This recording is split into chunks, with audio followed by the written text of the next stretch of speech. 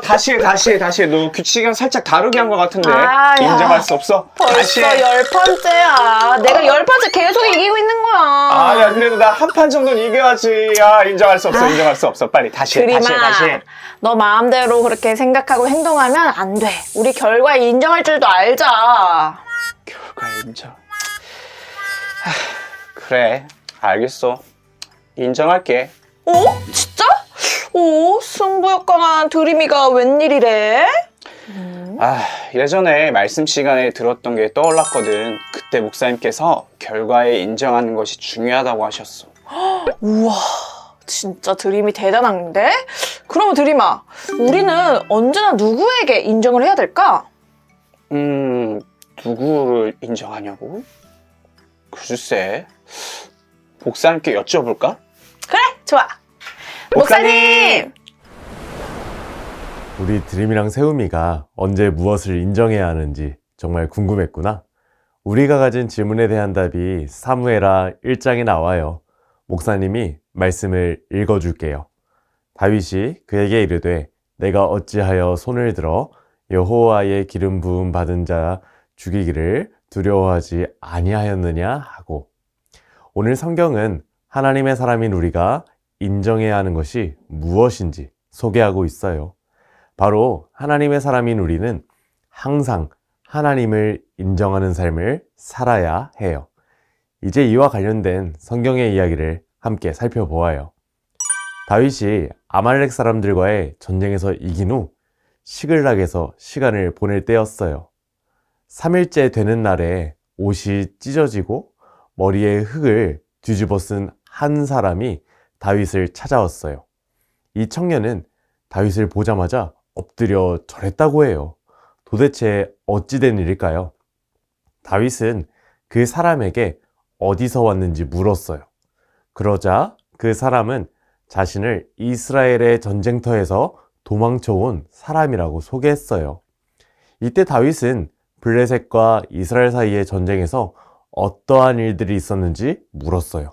그러자 그 사람은 여러 군사들이 전쟁터에서 도망을 치기도 했고 죽은 군사들도 정말 많았다고 말했어요.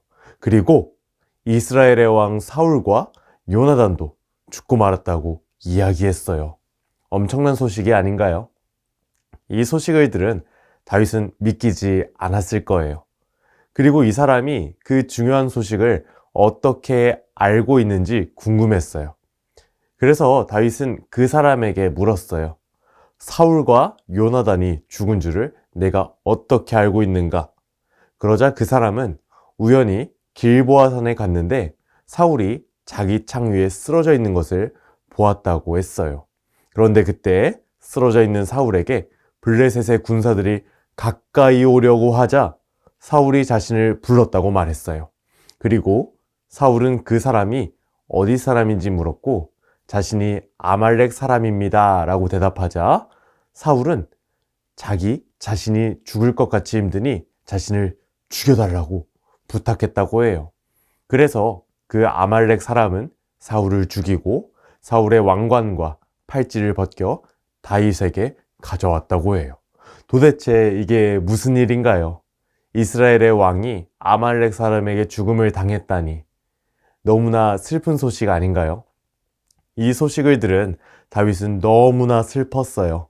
그래서 자신의 옷을 잡아 찢으며 슬퍼했고 다윗과 함께하는 모든 사람도 함께 슬퍼하며 저녁까지 금식했다고 해요.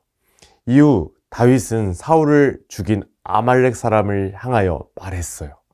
너는 왜 여호와께서 기름 부으신 사람을 죽이는 일을 두려워하지 않았느냐?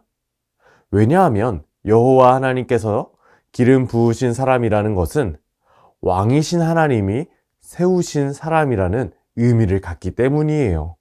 그래서 다윗은 사울이 자신을 죽이려고 했을 때에 사울을 없앨 기회가 분명히 있었지만 사울을 없애지 않았죠. 바로 하나님이 사울을 세우셨다는 것을 인정했기 때문이에요. 하지만 오늘 이 아말렉 사람은 그렇지 못한 것이죠. 다윗은 하나님을 인정하지 않은 아말렉 사람을 그냥 둘 수 없었어요.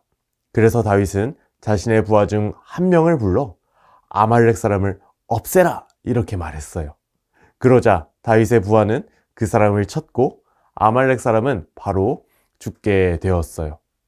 이어서 다윗은 이렇게 말했어요. 너를 죽이는 사람에게는 책임이 없다. 왜냐하면 내 스스로가 내가 여호와께서 기름 부으신 사람을 죽였습니다 라고 말했기 때문이다. 이 말은 결국 어떤 말이냐면요, 너가 하나님의 일하심을 인정하지 않았기 때문에, 하나님을 인정하지 않았기 때문에 너가 좋지 않은 결과를 만난 거야 라는 말인 거예요. 그러므로 하나님의 사람인 우리는 어떻게 살아야 할까요? 맞아요. 우리는 어떤 상황 속에서도 하나님을 인정하는 삶을 살아가야 해요. 바로 이것이 오늘 가족 여러분이 분명하게 기억해야 하는 사실이에요. 우리는 하나님을 모든 순간에 인정해야 해요. 그런데 너무나 갑작스럽고 당황스러운 상황이 내 눈앞에 벌어진다면 우리는 하나님을 인정하는 것보다 내 생각대로 행동할지도 몰라요. 그래서 우리는 순간의 상황 속에서도 하나님을 인정할 수 있도록 항상 하나님의 말씀을 가까이에서 자주 읽고 외워야 해요. 그래야 갑작스럽고 당황스러운 순간에 하나님의 말씀을 떠올리고 하나님을 인정할 수 있겠죠. 이 시간 잠시 화면을 멈추고 내가 항상 모든 순간 속에서 하나님을 인정하기 위해서 바로 하나님의 생각을 먼저 떠올릴 수 있도록 내가 어떠한 준비와 계획을 세워야 할지 가족과 함께 생각해 보세요.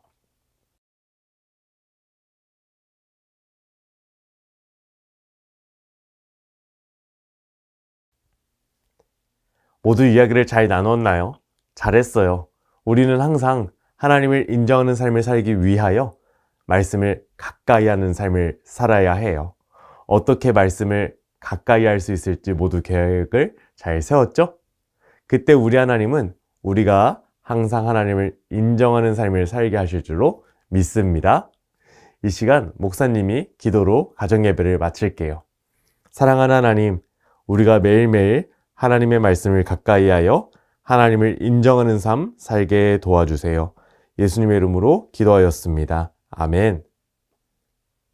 이번 한 주간 항상 하나님을 인정하는 온 가족과 드림이 세움이 되기를 바라요. 우리 다음 주에 만나요. 안녕. 그래, 드림아. 우리는 언제나 누구를 인정해야 된다고? 언제나 하나님을 인정하는 삶을 살아야 돼. 맞아. 우리는 하나님의 말씀을 잘 따르고 하나님을 인정하는 삶을 살아야 해. 그래. 근데 우리 있잖아. 딱 한 판만 더 하면 안 될까? 아까 친 거 인정할게. 빨리 한 판만 더 하자. 그만할 빨리, 거야. 빨리.